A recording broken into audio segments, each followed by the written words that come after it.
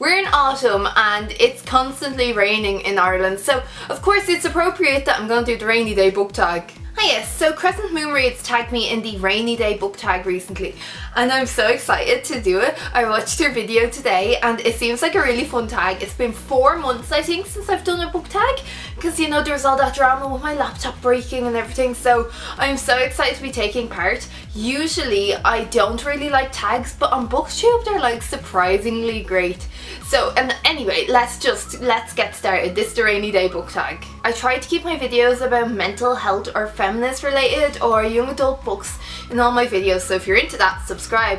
I kind of struggled with finding books in those genres that could fit in for the answers of this tag, so this is kind of a Wild West kind of answering of these prompts. The first prompt is rain. Pick a book that makes you cry every time you read it. So I don't tend to reread books very much. I'm just not into that sort of thing. I like just experiencing something, then I move on. I've never really gone back to reread a book. And I have loads that I plan to reread. So one that I finished recently is The Perks of Being a Wallflower, and I'm thinking that I would love to reread that. I said this in my last video as well, that I sat wrap up. I was thinking that I was going in one direction and then at the end I was like, whoa, I've been wrong this whole time. I want to talk about that like in depth one day when I don't have 2 dissertations and a radio documentary to do for college. So like January, February, we'll get to that. I am just like, I cried proper tears. Next prompt is Puddle. Pick a book where it's mostly underwater or it's all underwater. Right, I proper struggled for this one, so I'm just gonna go with The Little Mermaid. That's a book, isn't it? I'm sure that they've made plenty of books by like Disney and stuff on The Little Mermaid. But anyway, I'm going with The Little Mermaid, and I just want to say now I'm so excited because Louise O'Neill is going to be releasing her retelling of The Little Mermaid next year. I'm so excited for that. Apparently it's set off like the west coast of Ireland.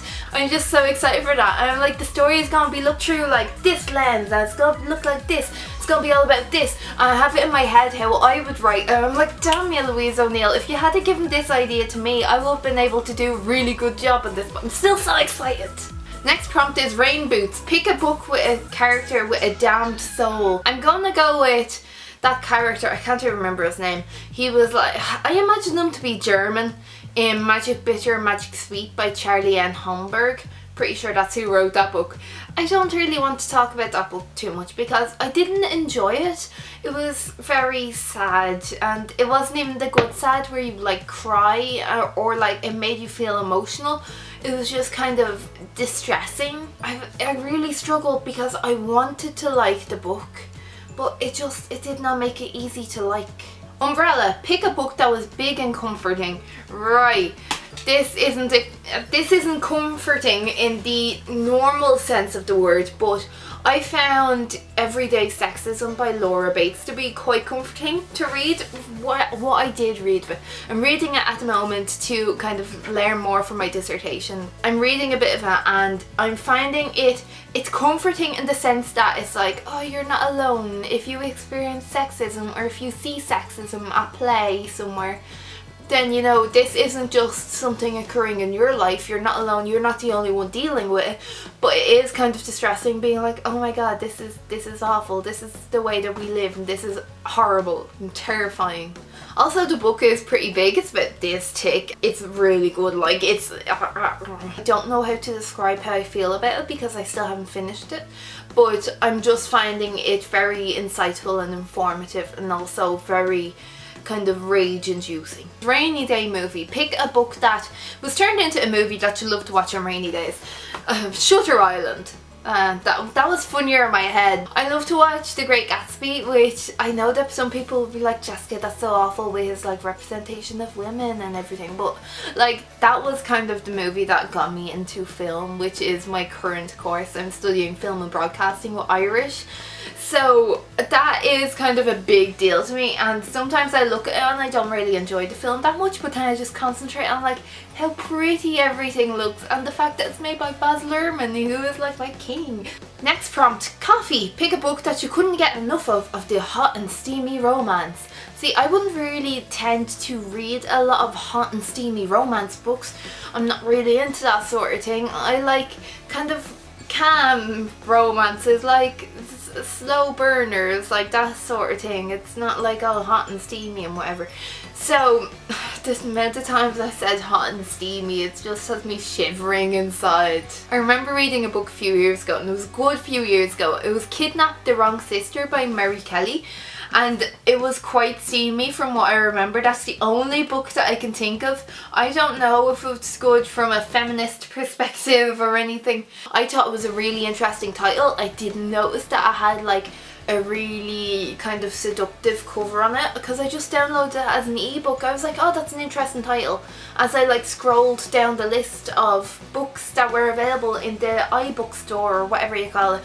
So I opened it and I was like, oh, this is gonna be some cool detective kind of thing, and then no, it turned out to be like this guy kidnapped this girl and he's supposed to kidnap the sister, and then like they fall in love or whatever, or lust, or I don't know. But he was like a millionaire, because obviously all the people kidnapping women out there are millionaires.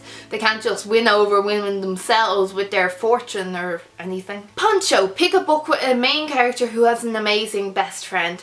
I picked All the Ways the World Can End. Basically the main character is going through a bit of a rough time. So her father has cancer, and then there's like this whole thing where she has to like stick something into his neck, and it's so stupid. She's like, oh no, that doesn't look right, I think he's dying. She goes to school and spends like the day thinking, oh no, I think I killed my father. And then she goes home and he's like still sick, and she's like, oh no, we better get you to the hospital. Sorry, but if you thought that he was dying when you did it, would you not bring him to the hospital straight away? No, she just spends the whole day in school going, oh no, I killed my father, rather than trying to like fix it. So that was stupid anyway.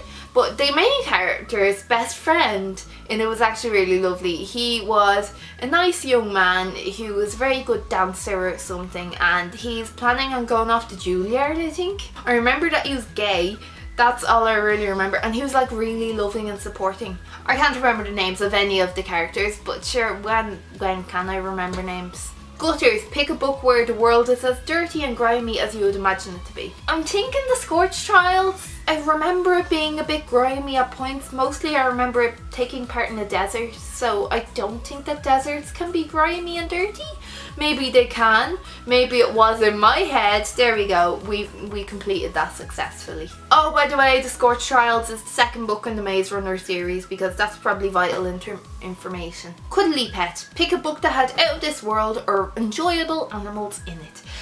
Well, I was going to go for Marley and Me in this, because I was like, that's an easy one. Also, it's the only book that I could think of where there was an animal in it. But I was thinking Marley and Me, and if you don't know what Marley and Me is, then like, I'm not even going to say you've been living under a rock for the past like 10 years, because you're into BookTube. So if you're into BookTube, then you're clearly not under a rock. You're pretty savvy and media-y and whatever. Like, you've been under a duvet for the last 10 years, I don't know. But like, Marley and Me is this autobiographical book about this dog and its owner and the journey that they go through in life, and the dog is hilarious. There's also a film made out of it, which would be really good for that rainy day movie prompt. I shoved top of that then, and it has Owen Wilson and Jennifer Aniston in it, and they're the perfect couple. You should watch that. Marley and Me was the really obvious choice. Then just as I was turning on my camera, I was like, you know what? Dr. Seuss had some cool characters. So I was gonna go with the Cat in the Hat or the Sneetches, so you can, you know, just assume that I was able to pick one, because I'm really bad at decisions. Well, for these kinds of things, which are so low stress. So low stress, I just have to pick a book, and yet I can't do it. So something by Dr. Seuss. Although I'm not sure if I'm gonna get hate for that, because wasn't he like really racist? That's just something that I hear all the time. It's like, Dr. Seuss was really racist. I'm like, I don't know if he was or not, and I still haven't gotten around to looking for it, because as I mentioned, 2 dissertations this semester. So I'm just gonna go with them anyway. We're at the last prompt. Sweet treat. Pick a book that had the sweetest ending. I'll go with It Started With Goodbye, because I don't read books that have nice endings too often, but I read that one and it was hella cute. So it's the end of the school year, and Tate's best friend and Tate's best friend's boyfriend are all at like a shopping centre or something, and they're just chilling out. Basically he commits some sort of crime, and then because Tate was there, they were like, oh, you were in on it too, and she was like, well, I didn't know, I wasn't part of this. And they were like, well, why were you there then? And she was like, ah. So basically Tate gets in trouble with the police, and she has to do like loads of community service during the summer. So then she has to spend the summer with her stepmother and her stepsister because her father's after flying out of the country for a while. And it's basically a really nice Cinderella story retelling. I really enjoyed it. At the end I could tell where it was going, but it made me all the more excited because I was like, oh, I want to see how it ends. Even if I know how it ends, I want to see it because it was so damn cute, you know. But yeah, It Started With Goodbye was a pretty sweet book all in all. I really enjoyed it, and thanks to NetGalley for giving it to me because I forgot to mention that at the start. Also, I'm going to be tagging people for doing this tag. As you know, at the start of the video I said Crescent Moon Reads tagged me, and I don't tend to get tagged in things. So I was like, I should tag other people. So I'm going to be tagging Clarification and Paul Carroll, who also goes by Writer Anonymous. I'm not sure which one to actually call him, but I'm going to be tagging them to be doing this tag. So you should look forward to that on their channels because they have to do it now. It's BookTube law. Soz guys. If you like books that are relating to or about feminism or mental health or young adult fiction, then please subscribe to me because I talk about that stuff quite a bit, and you may like my videos. You'll like this one enough to make it to the end anyway, so the subscribe button is like up here. Thanks very much for watching. Slán.